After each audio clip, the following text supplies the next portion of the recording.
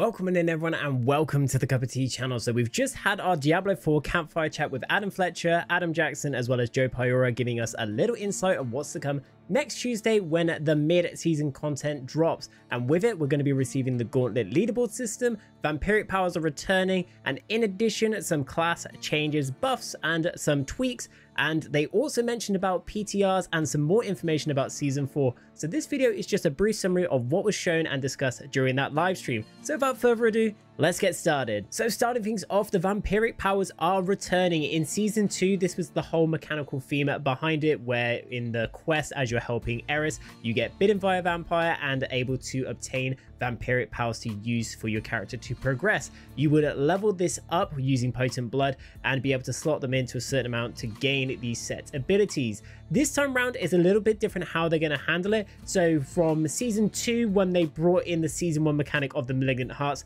they put it in the form of a unique ring. This time round is going to be a whole legendary aspect, so you'll be able to extract it and place into any of the items on your character's inventory. And it's going to be 6 Vampiric Powers that are going to be making their return. We have the Accursed Touch, Blood Boil, Hectic, Metamorphosis, Moonrise, and the Undying. And they have mentioned that these Vampiric Powers are going to work very similarly to how they did beforehand, but they are also going to be applying the Kiss Curse effect on certain abilities. And what they mean by that is it will give you this bonus, but it will have some form of a minor penalty on top. And for an example, they use Metamorphosis, where once you use this ability, they are going to be increasing the cooldown rating of your evade ability. I do, however, want to share my thoughts and opinions on this format in terms of bringing in a Season 2 mechanic or any seasonal mechanic.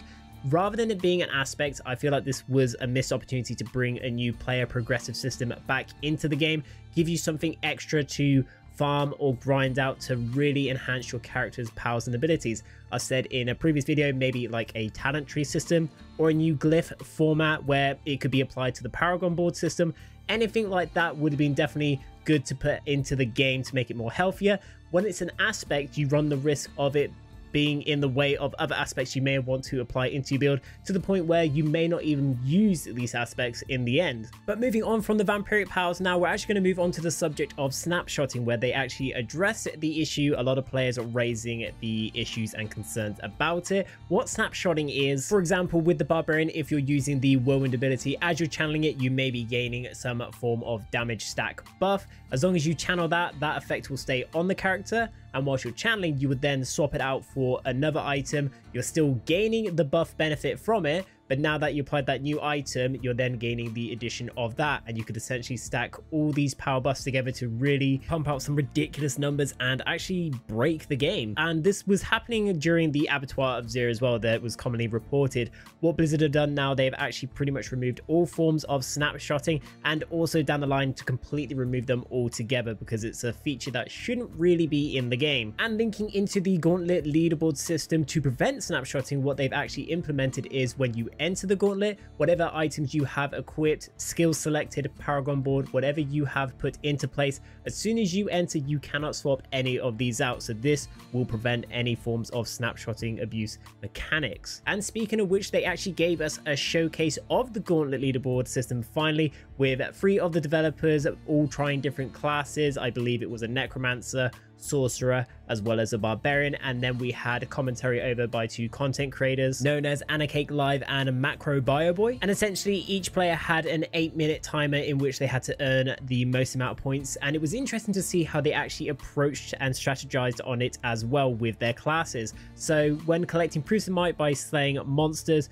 or collecting keys from the mobs to open certain chests that are located around the set C dungeon. So what that is, every week it will be the exact same layout in terms of mobs, pylon layouts, everything like that will be the same for every player on an equal playing field, and then the next week it will change over. And the idea behind this is because it lasts for a full week, you can actually keep on re-attempting and improving your score in terms of routes that you may select. You may change it up, you may actually preserve when to use certain pylons because these actually multiply your score, or even reset the respawns for the monsters so you can really ramp up those score points to end up higher up on the leaderboard. And then rather set the Gauntlet leaderboard system to be like a level 100 Nightmare Dungeon difficulty, they're actually going to be setting it to the equivalent of a level 70. So monsters are actually going to be level 124. this is actually a good decision in my opinion, because even though it's good to have like the best build possible in that, by setting the enemies at a lower level, this brings up the opportunity to actually use different abilities that may not have that power behind them compared to most common builds, but you can actually start branching out into more high mobility based abilities. So builds that were already currently useful, you may see some actual changes when the Gauntlet releases, depending on the actual environment, the layout, monsters and everything like that. You could see some new changes, so this is actually bringing some new flavor into the game. And when it comes to the Gauntlet as well, you can actually obtain some rewards. This can both be gear related as well as cosmetics. So when it comes to the game, at the end of the week when it resets, if you manage to land yourself in one of the seals or tiers, there are a total of 4: Seal of the Blooded, Seal of the Steadfast, Seal of the Iron-Willed, and Seal of the Worthy. And you could essentially earn up to 4 caches, and within these caches they'll actually have gear with item levels 925 and could potentially roll as uniques also. And in addition to that, depending what seal or tier that you end up in, you can actually earn yourself a cosmetic character portrait. And if you manage to earn yourself in the top 100, you can earn a trophy to apply onto your mount to actually show players in the game.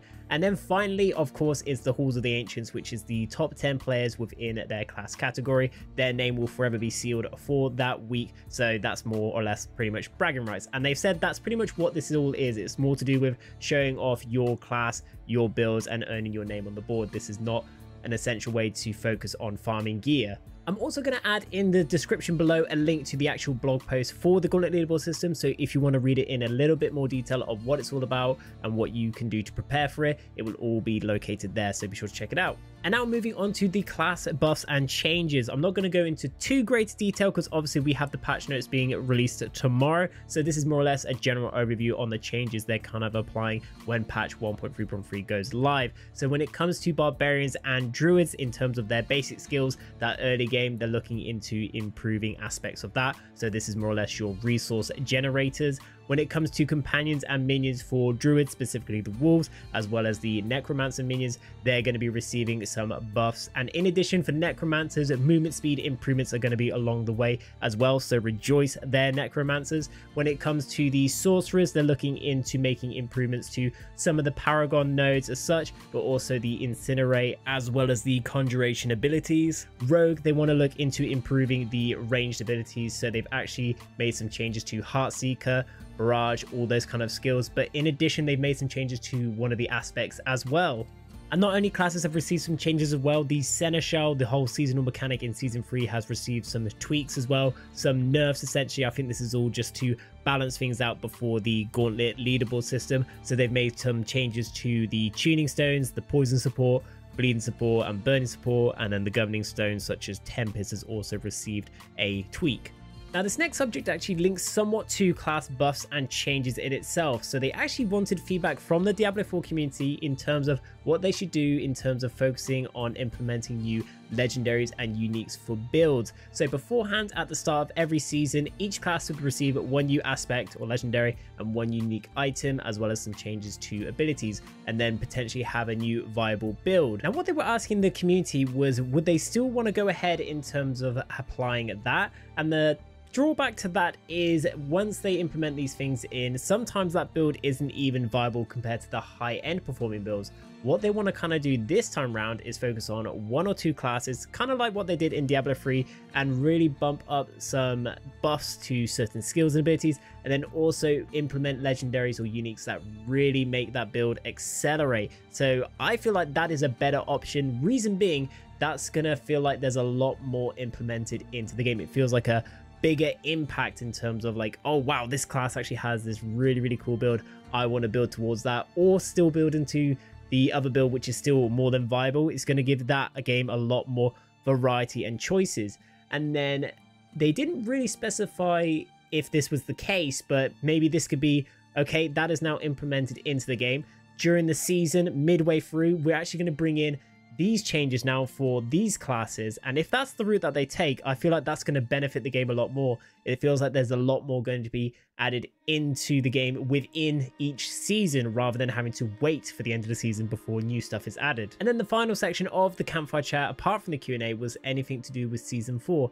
And yes, they gave us a little bit of an insight in terms of the direction they want to be heading with it, and it sounds like a lot of changes are along the way. Like season 2, when we had the tweaks to vulnerability, crit damage and overpower, and them actually rebalancing it, they're going to be doing that again, but on a larger scale. But also the itemizations, players were a bit worried if this was going to be pushed back, especially with the Gauntlet being delayed a few times, and that seems to be all on track as well. So season 4 is going to be on a big scale. A lot of things, a lot of positive changes are going to be along the way. And the best news about it, PTRs, they're actually going to be bringing public test realms in so the players can actually try out the season. It's almost like a beta test of season 4, so we'll be able to actually try these out and actually see the changes implemented in, and we can actually give a first-hand feedback in terms of if it's good or if things need to be adjusted to that. And it gives the community a bit more actual communication between the developers as well. So this is definitely something a lot of players are looking forward to. And that pretty much brings us to the end of the video there, covering the Campfire live stream. If you did find this video useful, don't forget to drop a like, comment, and even consider subscribing to the channel, as it does help me out a lot. But until then, I will see you in the next video. Take care.